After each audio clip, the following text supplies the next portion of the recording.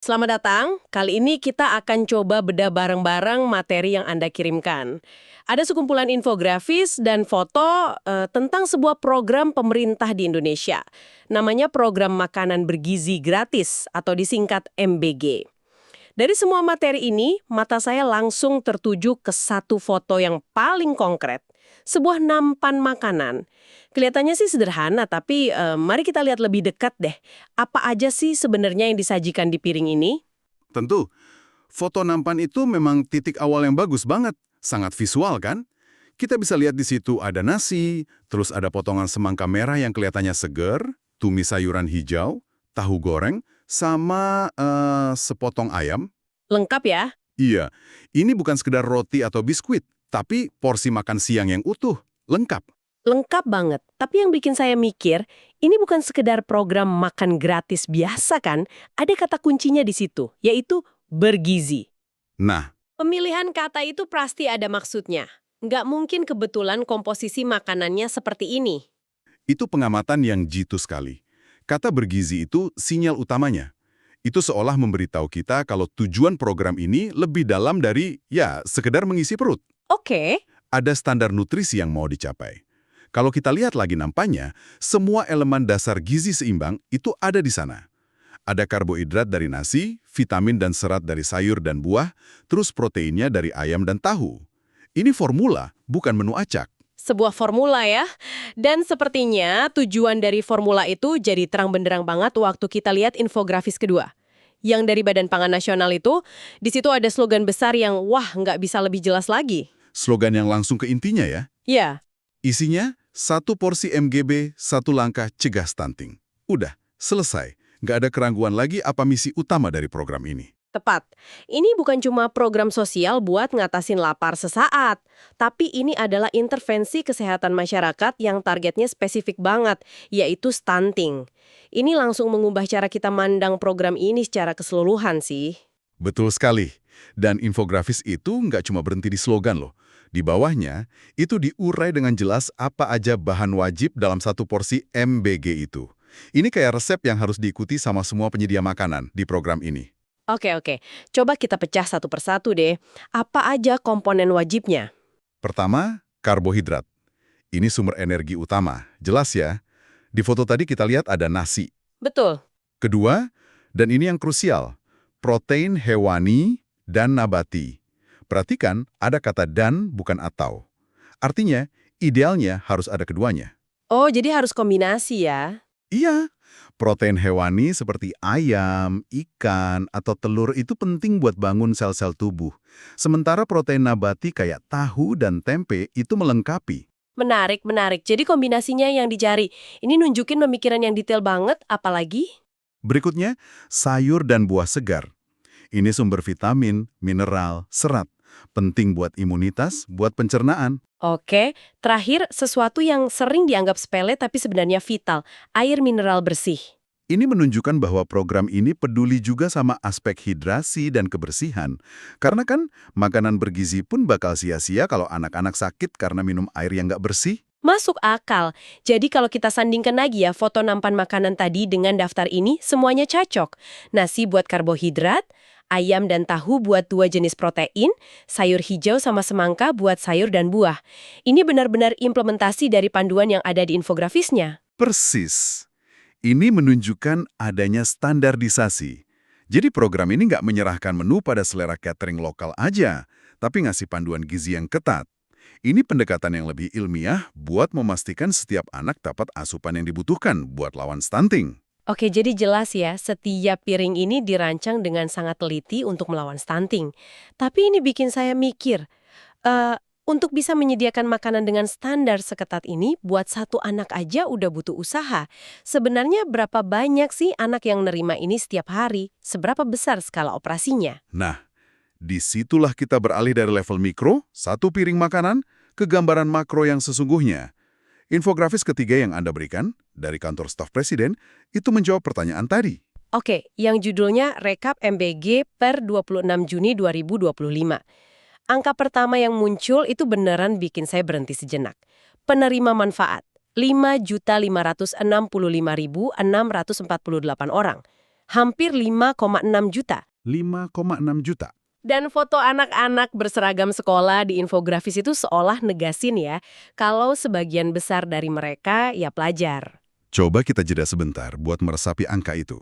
5,5 juta anak. Itu lebih banyak dari seluruh populasi negara kayak Singapura atau Selandia Baru.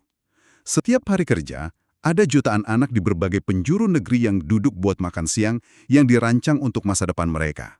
Skalanya monumental banget. Sangat monumental. Tapi tunggu dulu, ada angka kedua di infografis ini yang menurut saya menceritakan sebuah kisah yang sama sekali beda dan mungkin sama pentingnya. Di sana tertulis, 1.861 UMKM sudah beroperasi di seluruh Indonesia.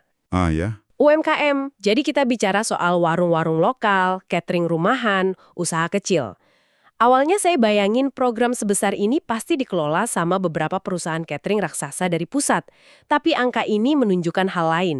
Apa artinya ini? Ini adalah kunci dari desain program ini. Dan mungkin yang membedakannya dari banyak program bantuan lain. Keterlibatan ribuan UMKM menunjukkan bahwa programnya dirancang buat punya dampak ganda. Dampak ganda. Iya. Di satu sisi, ini intervensi gizi untuk anak-anak.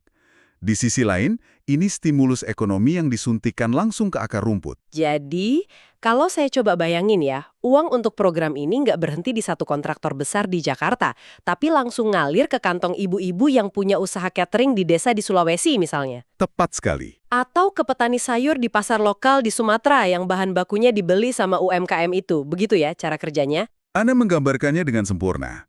Betul, daripada menciptakan satu mesin raksasa yang terpusat, program ini justru membangun ribuan mesin kecil yang tersebar di seluruh negeri. UMKM inilah yang jadi pemasok, juru masak sekaligus distributor. Dananya jadi berputar di komunitas lokal, menciptakan lapangan kerja, dan ngasih pasar yang pasti buat petani dan peternak setempat. Ini ekonomi sirkular skala nasional.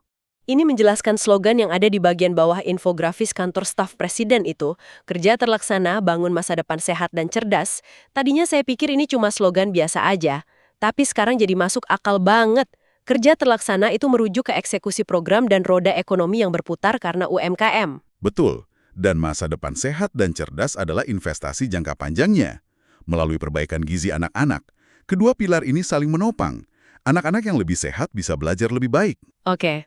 Dan komunitas yang ekonominya lebih hidup bisa ngasih lingkungan yang lebih baik buat anak-anak itu tumbuh.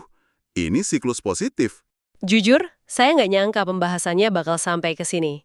Kita mulai dari ngelihat sepiring nasi, tahu, dan sayur, dan sekarang kita bicara soal strategi ekonomi nasional. Gambaran ini jauh lebih besar dari yang saya bayangkan di awal. Itulah kekuatan dari membaca beberapa sumber secara bersamaan kan. Kalau kita cuma lihat foto nampan makanan, kita mungkin mikir, ini program amal biasa. Kalau cuma baca infografis gizi, kita fokusnya kesehatan. Kalau cuma lihat data ekonomi, kita ngelihatnya sebagai program pemberdayaan UMKM. Tapi waktu ketiganya disatukan, kita jadi melihat sebuah arsitektur kebijakan yang sangat terintegrasi. Dan ini juga pasti butuh koordinasi yang luar biasa antar lembaga pemerintah kan? Kita punya data dari Badan Pangan Nasional yang fokusnya ke gizi, terus dari kantor staf presiden yang fokus ke rekapitulasi skala dan dampak ekonomi, keduanya pakai branding MJJ yang sama. Poin yang sangat bagus. Ini menunjukkan program ini bukan proyek satu kementerian aja. Ada orkestrasi di tingkat nasional. Badan Pangan menetapkan standar gizinya, sementara lembaga lain mungkin ngurus logistik, pendanaan, dan pemantauan pelibatan UMKM-nya. Konsistensi pesan dan branding ini nandain kalau ini program prioritas yang dikerjakan keroyokan. Jadi apa artinya semua ini bagi Anda? Dari kepingan-kepingan visual yang Anda bagikan, kita merangkai sebuah cerita utuh. Cerita tentang sebuah inisiatif berskala masif yang berdiri di atas dua pilar, meningkatkan gizi jutaan anak sebagai investasi masa depan, dan secara bersamaan memberdayakan ribuan ekonomi lokal. Dan berdasarkan data per Juni 2025 yang disajikan, program ini diposisikan bukan lagi sebagai rencana atau janji ya, tapi sebagai program yang udah jalan dengan angka-angka capaian yang konkret. Ini bukan sekedar bantuan sosial, melainkan sebuah investasi strategis untuk membangun fondasi sumber daya manusia dan ekonomi Indonesia dari level paling dasar. Sebuah gambaran yang sangat komprehensif, hanya dari 3 lembar materi visual. Namun, seperti biasa, setelah kita gali lebih dalam, selalu ada pertanyaan baru yang muncul. Tentu. Dan ini membawa kita pada satu pemikiran penutup untuk Anda renungkan. Materi-materi yang kita bedah ini bagus banget dalam menunjukkan output program. Berapa banyak anak yang dilayani, berapa banyak UMKM yang terlibat. Ini metrik keberhasilan pelaksanaan yang penting. Tapi output nggak sama dengan outcome atau hasil akhir, kan? Tepat sekali. Pertanyaan lanjutan yang belum terjawab dari sumber-sumber ini adalah bagaimana cara mengukur dampak jangka panjangnya. Gimana kita akan tahu dalam 5 atau 10 tahun ke depan apakah program ini beneran berhasil menurunkan angka stunting secara signifikan di tingkat nasional? Betul juga. Atau apakah ada korelasi yang bisa dilacak antara partisipasi dalam program ini dengan peningkatan prestasi akademis anak-anak tersebut di jenjang selanjutnya? Jadi, tantangan berikutnya bukan lagi soal apakah programnya berjalan, tapi apakah programnya benar-benar berhasil mencapai tujuan akhirnya. Persis. Membangun sistem untuk melacak dampak nyata terhadap generasi yang mereka coba bangun ini adalah babak selanjutnya dari cerita besar ini. Data yang kita lihat hari ini adalah babak pertama yang mengesankan. Tapi babak penentuan, yaitu pembuktian dampaknya, itu masih akan kita tunggu. Sebuah pertanyaan menarik untuk Anda eksplorasi lebih lanjut.